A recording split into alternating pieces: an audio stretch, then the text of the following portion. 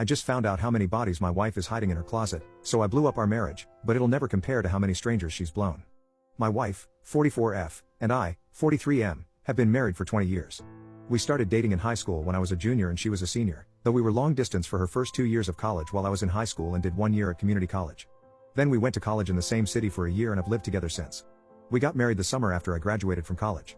Our marriage has been pretty great so far, but I initiated a divorce after I discovered that she was sleeping with multiple other men during the 2 years we were long distance. Just after Christmas, we got together with a few friends of hers from college to catch up, have dinner, and hang out. We talked about a lot of stuff, and my wife mentioned that we met in high school, not that we dated, just that we met. Her old college roommate commented that it was crazy that we met in high school, had a few wild years in college, then ended up together. I played along and commented that I didn't know if my wife was as crazy as I was. The roommate started to tell a story, but my wife cut her off and said she was uncomfortable about it.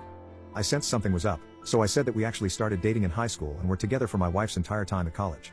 All of my wife's friends got real quiet, and the rest of the dinner was awkward.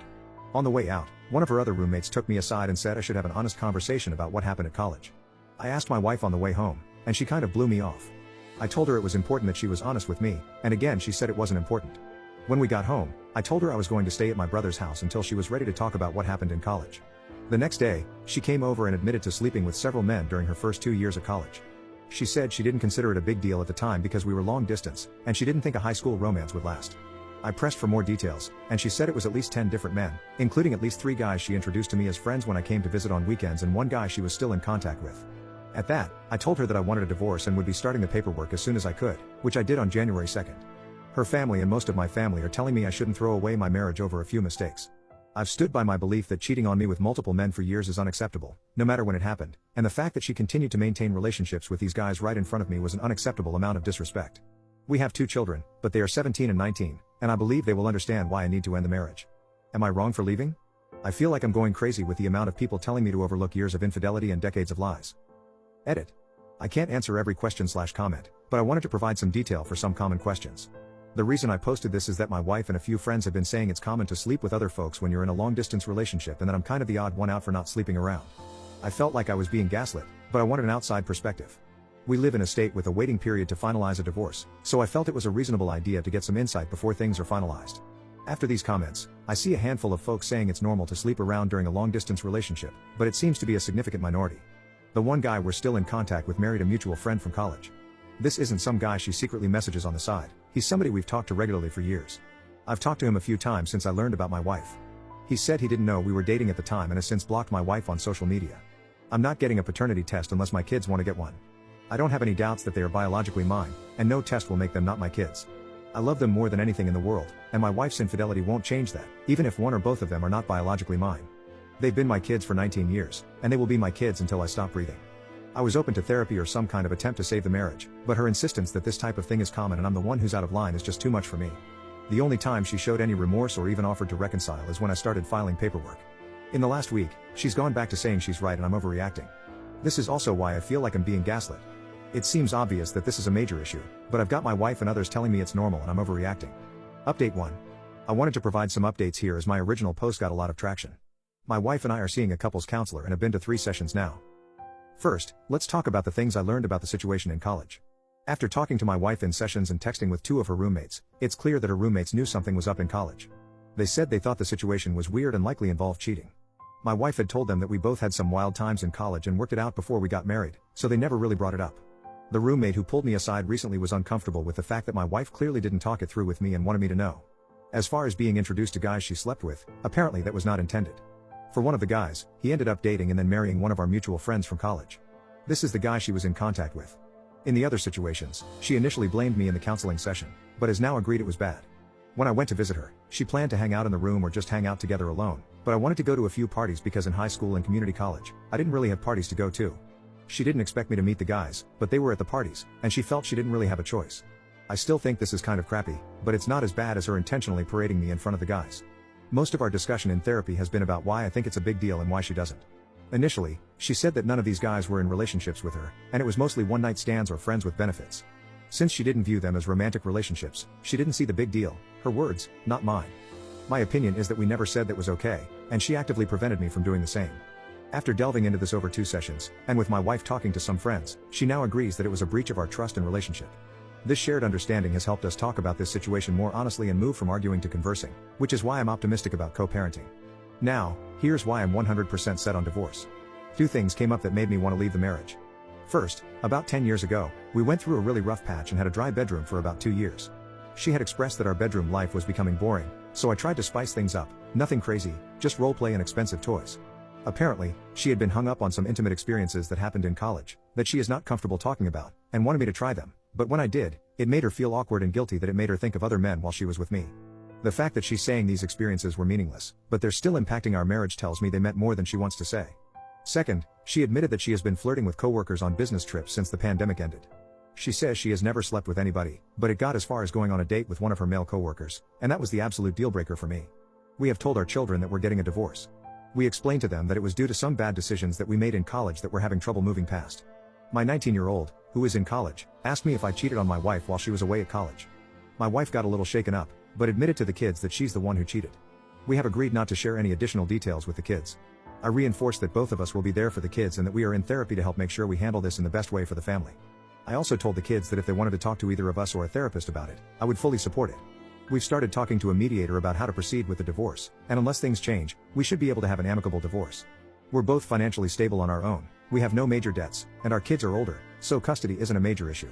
These past couple of months have been tough for me, but I'm doing okay now, and I honestly am grateful that my last post blew up because it both validated some of my feelings and motivated me to go to counseling with my wife. Edit. I'm pretty sure that she's already looking.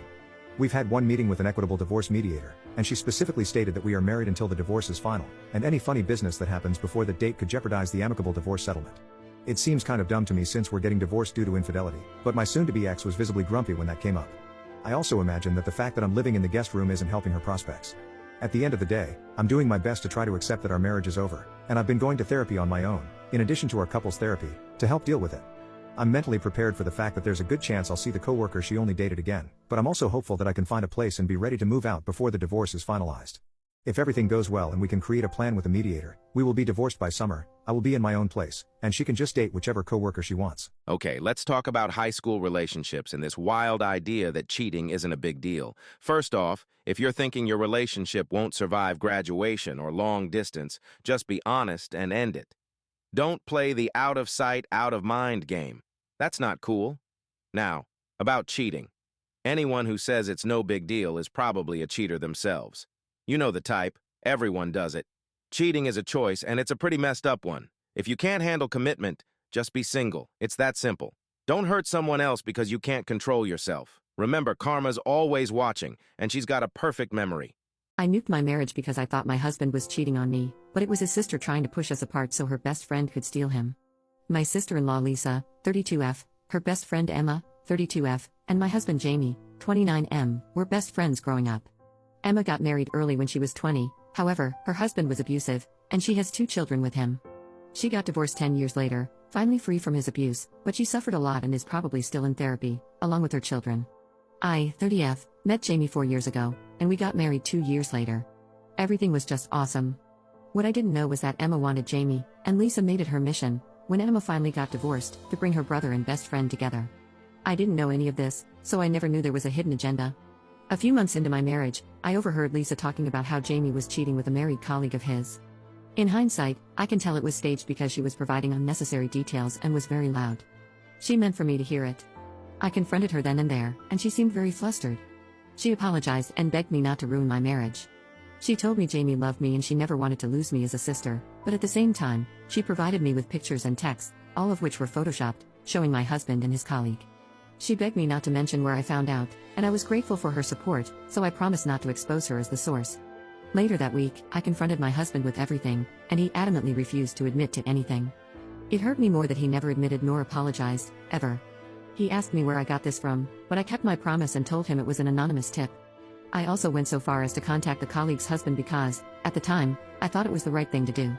The colleague is this very beautiful woman that my husband worked very closely with for many hours a day. I was a bit jealous of that and I confided my fears with Lisa, and she used it against me. I asked for a divorce and the colleague's husband did too. After that, Lisa, who I thought was my friend, who called me her sister, disappeared from my life, like I never existed. Even when I bumped into her she was short with me and indifferent. Months went by, and I was still heartbroken trying to get over the separation. My husband stopped trying to make me see reason and agreed to starting the divorce. He said he just wanted to move on. Time went by, and I started having doubts. Why is Lisa doing this now? She was my friend and wanted the best for me, yet now she didn't even answer my texts. I followed both her and Emma on Instagram, and I started seeing how Emma and my husband gradually started hanging out. At least once a week, Emma or Lisa shared stories about my husband with Emma and her children. What I did next is very questionable, and yet I don't regret it at all. I was desperate, and I needed the truth. Lisa was dating a guy on and off named Mike, and I was still very good friends with his sister. I told her my doubts and everything. I told her that Lisa was my source, that my husband was cheating, that I was starting to doubt everything, and I would really appreciate it if they could help me find out if I was going crazy or not. Mike was easier to persuade to help me than I expected. He had Lisa's passcodes, and he went through her messages with Emma. And there it was, everything. They had plotted everything. They used my idiocy and insecurity and made me throw away the best thing that had ever happened to me. He sent me screenshots of all the conversations they had, even the original photos they used to Photoshop my husband with his colleague. Even though I found out the truth, and it shouldn't be my fault to begin with, I fell into a deeper depression. I stayed in bed, called in sick for 2 weeks. I have not only ruined my life but also another family's. I don't blame anyone but my own stupidity for ruining my marriage. I should have trusted my husband and the love he's shown me. I should have been honest with him about everything and where I got the news that he was cheating from. I should not have gone to hurt the colleague and her family just because I thought she was beautiful. She has since quit her job and moved, but I still had her husband's contact information.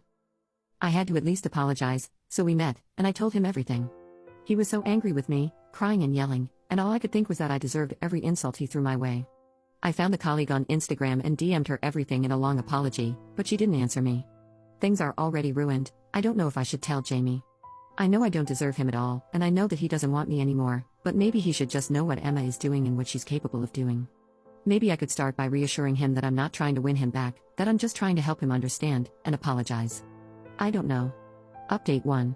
Hey everyone, I remember being so desperate and wanting to tell everything from the beginning and put it out there, maybe to try and make excuses for myself and for what I did. I appreciate that you wanted to help. I decided not to meet up with Jamie. Every time I tried to text him and ask for a meeting, I panicked. That wasn't a good sign at all. I wanted him to know everything in detail, and I tend to be all over the place when I'm panicking, so I decided to email him instead. I made a lot of drafts, cross-checked all the information, and waited an entire day before sending, adding some details here and there that I'd forgotten to include. I sent him all the manipulated pictures and the originals, along with every screenshot Mike sent me from Lisa and Emma's conversations. I made it clear, however, that I wasn't trying to manipulate him to have me back. Because I knew that what I did was unforgivable, but I wanted to warn him about who he's dealing with. I told him that I've been watching Emma and Lisa's Instagram, and I've seen that he was getting cozier with Emma. I wanted him to know all the facts if he was dating her, and that this took all my energy to write. Just the thought of him dating Emma, I can't. I texted him that I've sent him an important email, but he never answered me. On Wednesday, when I came back from work, Lisa, Emma, and Emma's 2 children were waiting for me outside of my building. Lisa started yelling and threatening me. She told me to call and tell Jamie and Mike that I had made up all of this because I'm a pathetic loser. She told me I didn't want her as an enemy because she would make my life sour. Believe me, you don't want me to make destroying your already miserable life my mission. Emma just smiled the entire time. She later said that my husband always had a crush on her and that he wouldn't believe my nonsense because he could finally be with her. The thing is, it felt like Lisa was more angry that Mike knew what she did rather than her brother, and she really was annoyed about Emma and told her to shut up all the time. I couldn't get them to leave, so I tried texting Jamie and told him that his sister and her best friend were at my place and were causing a scene. 15 minutes later, I saw them leave.